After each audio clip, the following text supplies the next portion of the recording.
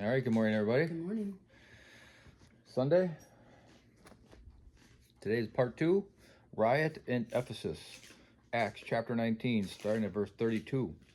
Inside, the people were all shouting, some one thing and some another. Everything was in confusion. In fact, most of them didn't even know why they were there. The Jews in the crowd pushed Alexander forward and told him to explain the situation. He motioned for silence and tried to speak. But when the crowd realized he was a Jew, they started shouting again and kept it up for about 2 hours.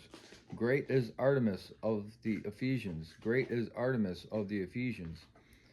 At last the mayor was able to quiet them down enough to speak. The citizens of Ephesus, he said, everyone knows that Ephesus is the official guardian of the temple of the great Artemis, whose image fell down to us from heaven.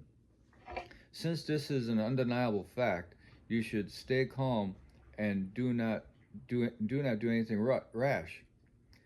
You have brought these men here, but they have stolen nothing from the temple and have not spoken against our goddess. If Demetrius and the craftsmen have a case against them, the courts are in session and the officials can hear the case at once. Let them make formal charges, and if there are complaints about other matters, they can be settled in legal assembly. I am afraid we are in danger of being charged with rioting by the Roman government, since there is no cause for all this commotion. And if Rome demands an explanation, we don't know what to say. Then he dismissed them, and they dispersed. Now the commentary. The mob had become anti-Jewish as well as anti-Christian. This Alexander may have been pushed forward by the Jews as a spokesman to explain that the Jews had no part in the Christian community and thus were not involved in the economic problems of the silversmiths. The city of Ephesus was under the domination of the Roman Empire.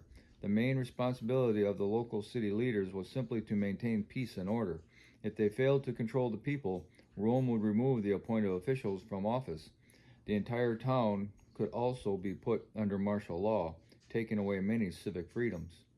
The riot in Ephesus convinced Paul that it was time to move on, but it also showed that the law still provided some protection for Christians as they challenged the worship of the goddess Artemis in the most idolatrous region in Asia. It's kind of like what I see anyway on some of these social media things. Right there it says, in fact, most of them didn't even know why they were there. Yeah. Get that mob mentality. Mm-hmm. What are you here protesting? I don't know. know. I'm just hanging out. Yeah. Everybody else was here. Yeah, everybody else is mad, so I'm going to be mad too. Mm-hmm. So nothing's changed. There is nothing new under the sun. Right. What's going on right now has been going on for generations. Mm-hmm. So that's about all I have for that.